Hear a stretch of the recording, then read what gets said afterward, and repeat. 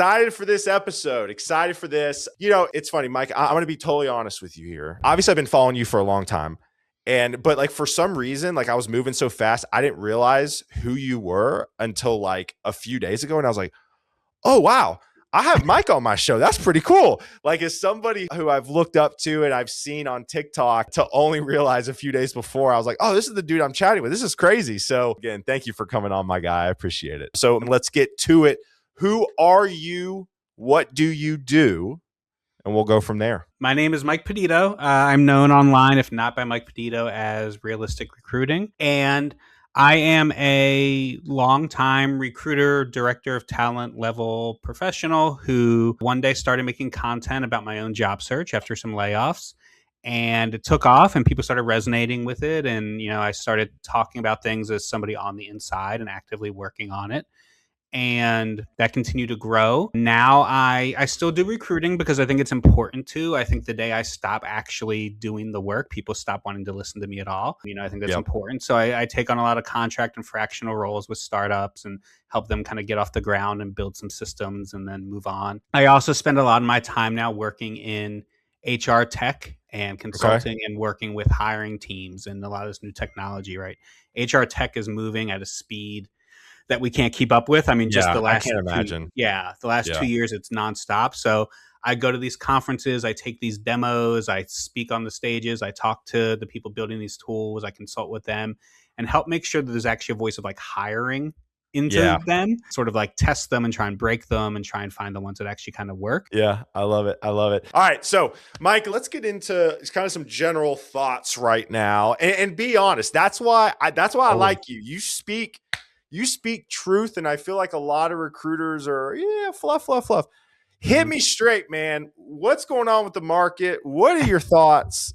And we'll go from there. The market is a mess. That's sort of the easiest way to say it. The way I kind of explain it, and I'm in this situation with this contract I'm finishing up right now. I mentioned doing some fractional work where you have a hiring team that used to be 20 is now 5, and a team that used to be 10 is now 1. And at the same time, a role that used to get 30 applications gets 100. That used to get 100 gets 1,000. So it's just sort of become this untenable situation. And I always start there with people because I think a lot of people say like, oh, well, companies aren't doing it right. And there are a lot of bad actors. I'll say this all the time. I'm not ever here to defend bad hiring and bad practice and any of that. But I also think that like the things people think that are bad hiring and that are people like doing this terribly is sort of just like a mess of the market. And I just think that's what the market looks like right now. So people who just heard that, like, all right, Mike, it's not about me. It's about the market. Is there anything that people can do right now, in your opinion, to, I wouldn't even say the word stand out, but if we want to just use the word stand out, we can. But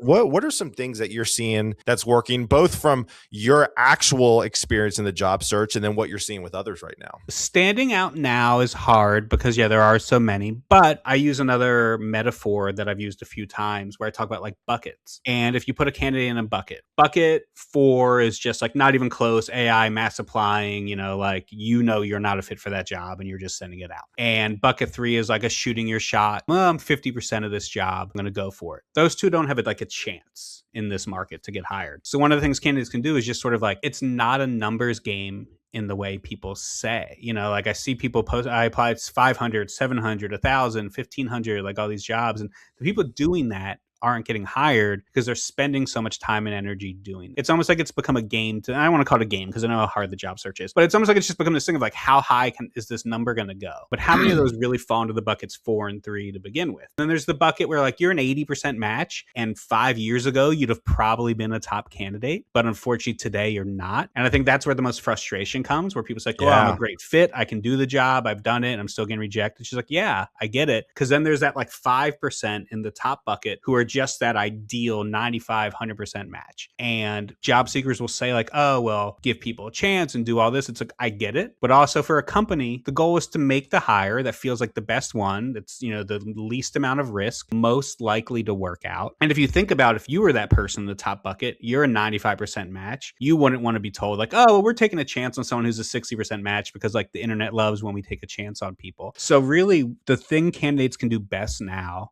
is focus on those roles where you are that top bucket. You know you're the top 5%, 10%, and that can be really limiting, but you have such a better chance focusing your energy on applying and finding those couple jobs. So to me, it's that. It's less applications, more time and energy on the areas where you know like they'd be stupid to not talk to me, and not you thinking it, but like where you know. That's so good. I mean, prime example, right? Prime example. Let's just talk about this example to replace you. I think if I submitted my resume to you 5 years ago, I probably could have done it. Mm-hmm. Now, nope. But I bring the expertise to do it, but I haven't been hands-on in that capacity in 5 or so years. And so like, I wouldn't have applied to that role. Could I have done Mike's job? Probably. Would Mike have hired me? No, because I haven't done the job in a while. And so I think what you said is job seekers are so narrow-minded and that it's all about them, and it's not. It's about the whole piece of the pie. And I think we are still unraveling the mindset of I could spell React and get a job 3 years ago. I mean, recruiters are the perfect example. Like people are always like, oh, recruiters. Let me tell you, there's not many industries struggling more the last few years than recruiters. And I lost multiple jobs the last few years. And if you're a recruiter who hasn't lost a job over like the last 4 years, like you have a secret going on that like nobody else has, because these teams have been cut down to bare bones. So there are a million unemployed recruiters who can all recruit. And 5 years ago, I mean, my inbox was full every day. I was working somewhere. I was happy. My inbox was full every day. A company's just like throwing money at me. Like they just like, we need recruiters. We need recruiters. Are going crazy. And then it changes on a dime, right? And just like nothing changed about me not being able to do any of those jobs. It's just all of a sudden, I mean, my very first layoff happened in 2022 near the end of the year. And I can remember it was the same week. I got laid off on a Tuesday. On Wednesday, Twitter did, when they laid off half their staff after Elon Musk bought them. And then on Thursday, Meta laid off their entire recruiting team. I remember that week and just feeling like that meme where like the one kid is like drowning and the mom's catching the other kid. And there's like the skeleton sitting at like the bottom of the water. And like, that was me just like watching all the Meta and Twitter people just like, everyone like, oh, I want to hire those Meta and Twitter recruiters. I was like, oh, nobody wants me anymore. Like that's how fast it can change. What are your thoughts on online communities? What are your thoughts on getting involved in meetups? I know it's a little bit of a layup question, but I'm also curious just to hear it from you as somebody who's very straightforward with this stuff. Yeah, I think that's just like another one of these things now that like it's finding other ways. You know, like one of the areas we're stuck right now is we are figuring out a new way to do all this. So right now we're in this weird treading water stage where like what used to always work no longer does, but we also haven't fixed and found the new best way forward. Like I think we can all agree that like going to a company, applying for a job, sending a resume is no longer working for both the company or the job, but we don't know what the best perfect fix is either. So, you know, I think that like finding new ways, community and groups, and they make so much sense. I joined a community, a Slack group years ago. It was just called Slack Dads. And it was just like dads on like who had like found a Slack channel. I didn't know anybody in it. Honestly, I actually joined it because I read it was a great way to be recruiting people. It was back when like in like 2020, recruiting was tough still to find people. And they're like, join Slack communities and get to know people. So I joined it. And I lost my job shortly after. But like people in there like get to know each other well, but they also asked resume questions of each other, or I sort of became the job search expert in there. And like, I've seen people there like help people refer them to other places and get interviews. And I just think that those are becoming the things. I think we're seeing a return of in-person events. Gen Z especially is craving in-person connection, but so is everybody. I mean, I've traveled the last 2 years to so many events. I used to hate going to those things. And now people like crave it again because of that authenticity. And we've spent so much time isolated. And in certain cities, there's a lot of them. And like with all networking and things like that, it's a long-term play. If you're starting to like build a network and do all this stuff, you've never really invested the time into that. It's far more likely to help you on your next job search than your current one. But the issue is people need a job now, and they hear now, right? People get on the internet and they say, just network, just network. Just network. That's like my favorite. Is like just network. And like that's not how it works, because what that becomes is like a cold DM to a stranger asking for a favor. And like that's not actually like building a network. Like messaging a recruiter like, hey, are you hiring? Like that's not networking. I get why you're doing it. I'm not saying don't try to do it. But like you can't say like I'm networking and it's not working. That's like calling like a telemarketer like networking when they call you. So yeah, it's a long-term play. All the metaphors that are out there for networking, planting a garden, you know, like and waiting for it to grow and like whatever else it is. But that all makes sense. I mean, when this first happened to me, me, I didn't really have a network. I spent most of my life not doing it. And then I started talking to people and getting more involved. And my network became people who come in this chat, right? Like for me, it was TikTok originally. I did TikTok lives every night and I got to know, I did a ton of TikTok lives, and the comment section is networking. I see people get to know each other in the lives and in comments. And there's people who used to come to those lives who I have in my phone now, and we text sometimes. If I ever think of them for an opportunity, like I'll drop their name. I did get somebody a job. Well, I didn't get them a job. I refer them to a job they got who I met through them commenting on my TikTok videos. And we just like chatted more and more over time. And we connected on LinkedIn eventually. And then someone I knew was hiring, and like I tagged them and I introduced them. But like that was months, and it started like TikTok commenting. So I do think people are better at networking than they think. I think they think of it as having them go to like phony events and like do all these things, not understanding that just like anyone you know can be someone who helps you find a job eventually. You just have to like understand that like takes time. So true. Let me go back to job posting. Kind of a dumb question, but I want to hear your thoughts on it. I feel like that first page of your resume just needs to be absolutely dialed right now. I mean, it just needs like, you have to give everybody all the information in like the first third of your page. I feel like. Thoughts? It's hard. And yeah, it becomes that quickly like, what do I see on my first glance through a resume? And think how people read in general. Like all studies have shown like people read in like F patterns. We read down a line and over two across. And in that area, like if I'm hiring for senior software engineer who's worked in React, I should very quickly be able to see like evidence of what you build in React. Right. And then I'm going to keep reading. But if I look on there and I see a customer service rep with project management experience, whatever, like under 6 seconds, I know you're not a React developer. So that's where it sort of comes from. So yeah, like, do you have more than 6 seconds if you're a qualified candidate? Absolutely. What do those 6 seconds look like to you? I think you kind of touched on it, but let's get a little tactical here. Sure. For me, I like a professional summary that's bullet pointed at the top and outlining years of experience you have as it relates to the must-haves and nice-to-haves of the job. Because all recruiters are going to do is they're going to call you and go, hey, Mike, how many years of .NET experience do you have? How many years of Angular? How many years of Azure? How many years of this? That's what I like to see at the top. And I'm going to let Mike talk here on what he likes to see because it may be different. Then in that bullet point professional summary, maybe do one thing you're super proud of as it relates to the job you're applying to. That should be the customizable part of your resume. I feel like it's not feasible to like edit your resume for every single job you submit to. And then your first job, I need to see like what you've done, not like a task list. I'm talking about drove this much revenue, save this much time on downtime. And then if those look good and feel good and align with what I'm looking for, I'm calling you. Thoughts? Yeah. I mean, the first video I ever made on the internet was saying like, there's no perfect resume advice. If I tell you one thing and someone else tells you another, neither of us are necessarily wrong. And that's what makes this hard. Like you have to see what works for you. But there is like bad things to do, of course. So to me, 6 seconds, right? So the question is enough to get through the list of skills? Potentially.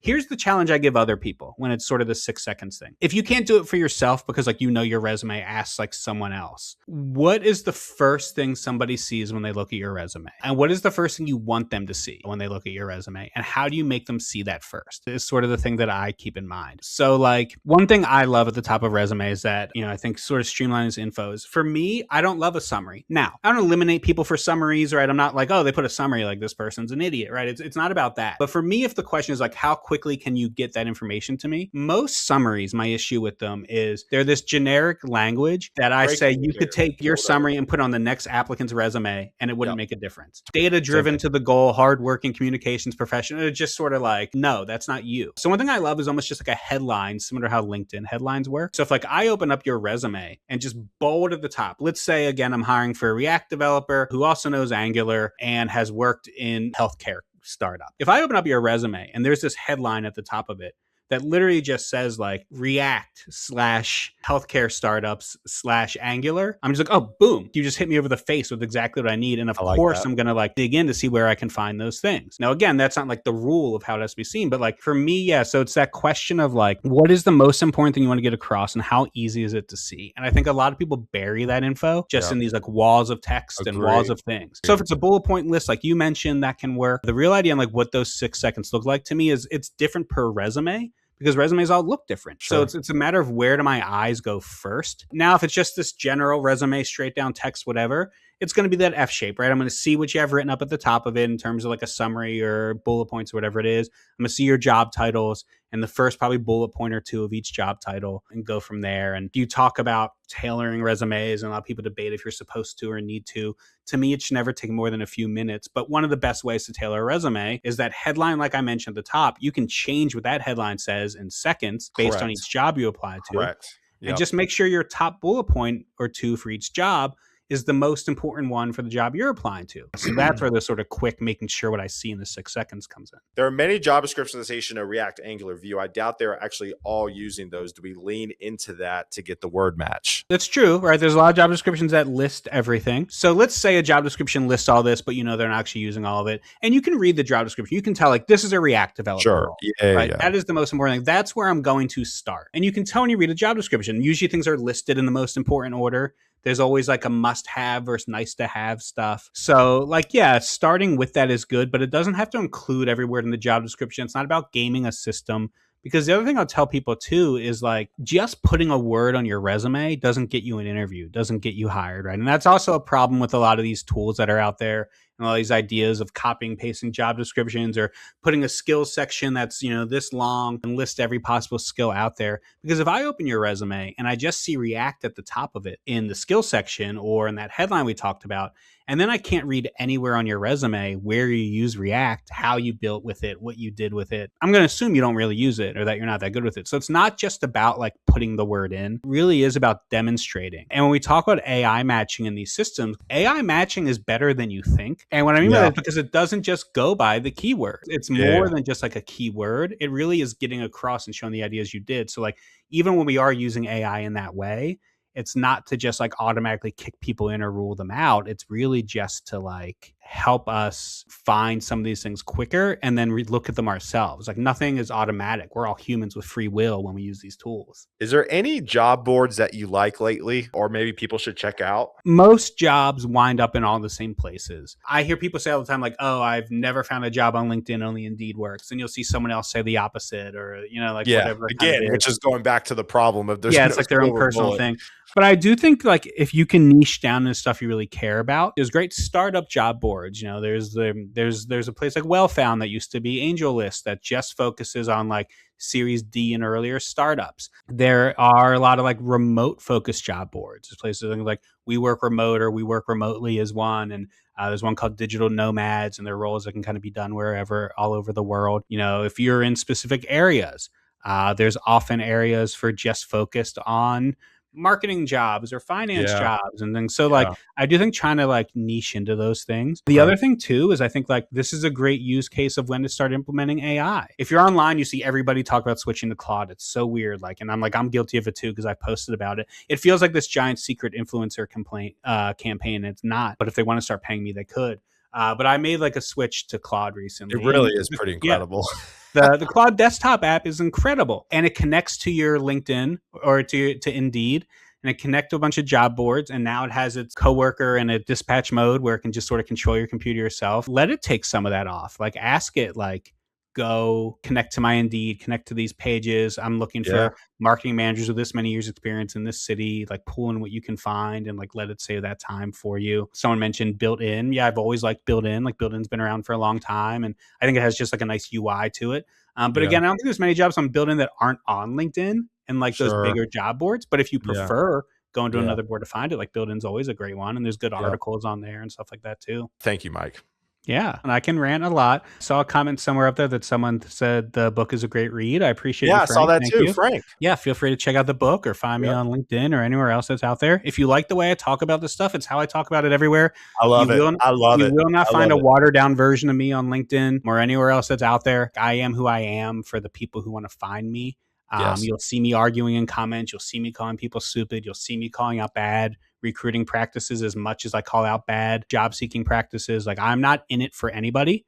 I'm not some corporate shill out here doing all that stuff. I'm just going to say what's sort of realistic about what's happening. Yep, absolutely. And that's why I like Mike. And that's why I was so pumped when I figured out who I was talking to a few days ago. Well, please go connect with Mike. Otherwise, y'all have a good one and have a great Tuesday. Peace.